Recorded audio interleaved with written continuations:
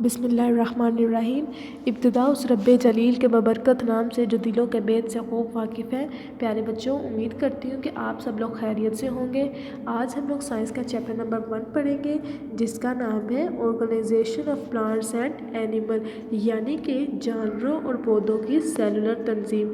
ہم آج اس چیپٹر میں جانوروں اور پودوں کی سیلولر تنظیم کے بارے میں پڑھیں گے۔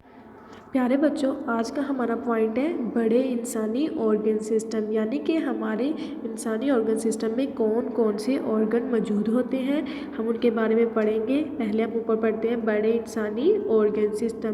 انسانی جسم میں کئی آرگن سسٹم پائے جاتے ہیں، جیسا کہ میں نے آپ کو پہلے بھی بتایا کہ ہمارے جسم میں بہت سارے آرگن سسٹم پائے جاتے ہیں۔ یہ آرگن سسٹم اہم افعال سر انجام دیتے ہیں۔ کچھ بڑے آرگن سسٹم درج ذیل ہیں۔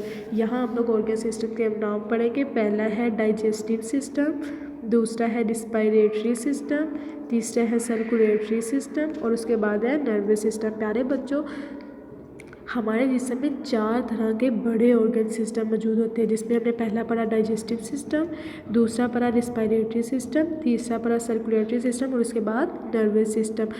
ہم یہاں پر ڈائجسٹیو سسٹم، ریسپائریٹری سسٹم اور سرکولیٹری سسٹم، اس کے بعد نروس سسٹم کی بھی ڈائیگرام دیکھ سکتے ہیں۔ پیارے بچوں، اس کو ہم ڈیٹیل سے پڑھتے ہیں کہ ایک آرگن سسٹم منہ، خوراک کی نالی، معدہ، آنتوں اور جگر پر مشتمل ہوتا ہے۔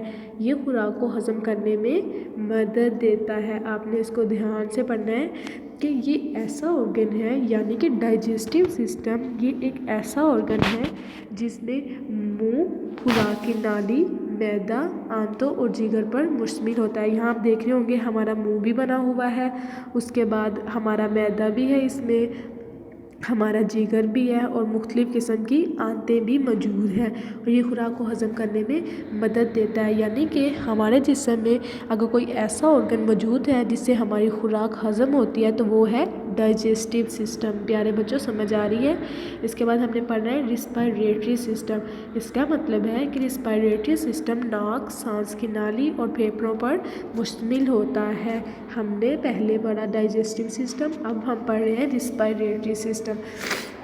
ریسپائریٹری سسٹم میں کیا چیزیں ہوتی ہیں؟ سانس کی نالی، پھیپھڑوں پر مشتمل ہونا، اس کے بعد اس کا اہم آرگن سسٹم ہے سانس لینا۔ پیارے بچوں، اس کا مطلب ہے کہ یہاں ڈائیگرام میں آپ دیکھیں ریسپائریٹری سسٹم میں پھیپھڑے بنے ہوئے ہیں، تو پھیپھڑوں کا اہم کام کیا تھا؟ ریسپائریشن کرنا، یعنی کہ سانس لینا۔ اس میں ہمارے پاس ایک سانس کی نالی موجود ہوتی ہے اور ہمارے پھیپھڑے ہوتے ہیں جو کہ ہمیں سانس لینے میں مدد کرتے ہیں۔ اس کے بعد ہے سرکولیٹری سسٹم۔ اس کا مطلب ہے کہ یہ آرگن سسٹم دل اور خون کی نالیوں پر مشتمل ہوتا ہے۔ یہ آرگن سسٹم ہمارے دل اور خون کی نالیوں پر مشتمل ہوتا ہے۔ اس سے خون جسم کے اندر گردش کرتا ہے، خون مادہ جات اپنے ساتھ لے کر دوسرے حصے تک پہنچتا ہے۔ اس کا مطلب ہے کہ ہم نیچے اس کی ڈائیگرام میں دیکھ سکتے ہیں کہ سرکولیٹری سسٹم میں مختلف قسم کی وینز بنی ہوئی ہیں۔ یہ خون کو جسم کے ایک حصے سے دوسرے حصے میں منتقل کرتی ہیں۔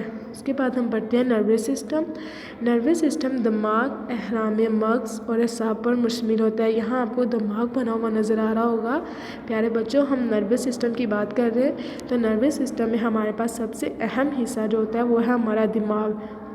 یہ پیغامات کو جسم کے ایک حصے سے دوسرے حصے کی طرف لے جاتا ہے۔ اس کا مطلب ہے کہ ہمارے جسم میں جب کوئی پیغامات کی ترسیل ہونی ہوتی ہے تو یہ اہم کام دماغ کرتا ہے۔ پیارے بچوں، آپ کو سمجھ آ گئی؟ یہ تھا ہمارا آج کا لیسن۔ آپ اس کی ڈائیگرام کو دھیان سے سمجھنا ہے، اس کو پڑھنا ہے اور پھر اس کو یاد کرنا ہے۔